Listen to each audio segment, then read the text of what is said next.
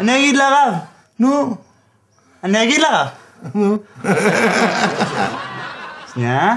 שהתורה תרצה פרשה על שם בהמה טמאה. על שם חיה טמאה. על שם חיה טמאה. איזה פרשה יש על שם חיה טמאה? טמאה, טמאה, כן, טמאה. איזה פרשה? איזה פרשה?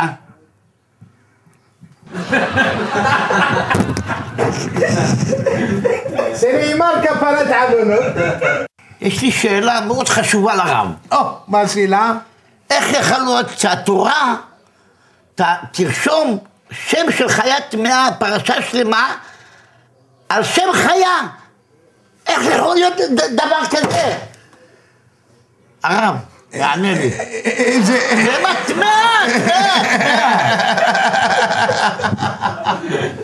איזה חיה, על שם מי? טמאה, חיה, טמאה. עכשיו זה מה שאני שואל אותך, איך חיה טמאה תורה כתבה פרשה שלמה, חיה טמאה כתבה.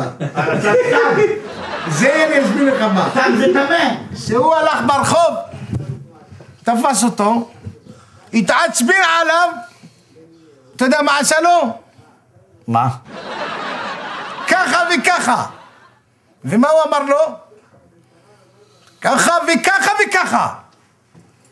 ואז הוא התעצבן, והוא מה אמר לו? ככה וככה וככה וככה וככה. עד עכשיו אני לא אשכח מה הוא אמר לו. ובסוף הלך, השאיר אותו ככה. הרב, אני אגיד לך את האמת? אני הבנתי ככה וככה וככה וככה.